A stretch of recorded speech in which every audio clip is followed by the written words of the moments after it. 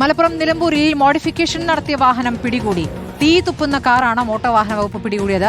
ഇന്നലെ രാത്രിയിലായിരുന്നു പരിശോധന. വണ്ടിയുടെ രജിസ്ട്രേഷൻ സർട്ടിഫിക്കറ്റ് റദ്ദാക്കാൻ തീരുമാനമായിട്ടുണ്ട്.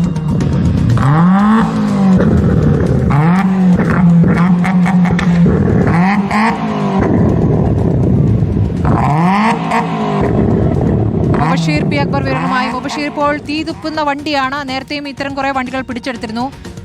മുഖ്യമന്ത്രി ചില മോഡിഫിക്കേഷൻസ് അനുവദിക്കുമെന്ന് പറഞ്ഞതിൽ അത് വാദമാക്കിക്കൊണ്ടാണോ ഇപ്പോൾ ഇതിലേക്ക് കടന്നത്? ഇയാൾ ഇപ്പോൾ എന്താണ് ഇതിൽ പറയുന്നത്? അതായത് സ്മൃതി, സംസ്ഥാന വ്യാപകമായി പലതരത്തിലുള്ള വലിയ മോഡിഫിക്കേഷൻ നടത്തിയത് മൂലം ചില വാഹനങ്ങൾ ഈ മോഡിഫിക്കേഷൻ കാരണം വലിയ അപകടങ്ങൾ ഉണ്ടാക്കുന്നതായിട്ട് മോട്ടോർ വാഹന വകുപ്പ് കണ്ടെത്തിയിരുന്നു. അതിന്റെ അടിസ്ഥാനത്തിൽ സംസ്ഥാന വ്യാപകമായി മോട്ടോർ വാഹന വകുപ്പ് വിവിധയിടങ്ങളിൽ ഇത്തരത്തിലുള്ള വാഹനങ്ങൾ മോഡിഫിക്കേഷൻ പിടികൂടുന്നതിന് വേണ്ടി പരിശോധനകൾ നടത്തുന്നുണ്ട്. അത്തരമൊരു പരിശോധന മലപ്പുറം ജില്ലയിലെ നിലമ്പൂർ കനോലി പ്ലോട്ട് പരിസരത്ത് നടത്തിയ സമയത്താണ് ആ മേഖലയിലൂടെ കടന്നു വന്ന ഒരു മോഡിഫിക്കേഷൻ നടത്തിയ ഒരു വാഹനം പോലീസ് പിടികൂടുന്നത്. ഈ വാഹനം എന്ന് പറയുന്നത് മാരുതിയുടെ പഴയ മോഡൽ സെൻ എന്ന് പറയുന്ന മോഡൽ വാഹനമാണ്. ഇതിൽ ഏറ്റവും വലിയ പ്രശ്നം എന്നുള്ളത് ഈ വാഹനത്തിന്റെ പിൻഭാഗത്തെ സൈലൻസർ തീ തുപ്പുന്ന രീതിയിലാണ് മോഡിഫൈ ചെയ്തിട്ടുള്ളത്. അത് വലിയ രീതിയിലുള്ള പ്രശ്നങ്ങൾ ഉണ്ടാക്കുന്നത് കാരണമാകുമെന്ന് ചൂണ്ടിക്കാണിച്ചുകൊണ്ടാണ് മോട്ടോർ വാഹന വകുപ്പ് ഈ വാഹനത്തിനെതിരെ നടപടി സ്വീകരിച്ചിരിക്കുന്നത്.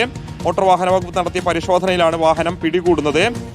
ഈ വാഹനം തീ തുപ്പുന്നത് ദൃശ്യങ്ങൾ നമുക്ക് കാണാൻ സാധിക്കും. ആ വിധത്തിൽ ഇത് പല മേഖലകളിലൂടെ സഞ്ചരിക്കുമ്പോൾ അപകടങ്ങൾക്ക് കാരണമാകും. വാഹനത്തിന് തന്നെ ചില കേടുപാടുകൾ സംഭവിക്കാനും സാധ്യതയുണ്ടെന്നും മോട്ടോർ വാഹന വകുപ്പ് ചൂണ്ടിക്കാണിക്കുന്നുണ്ട്.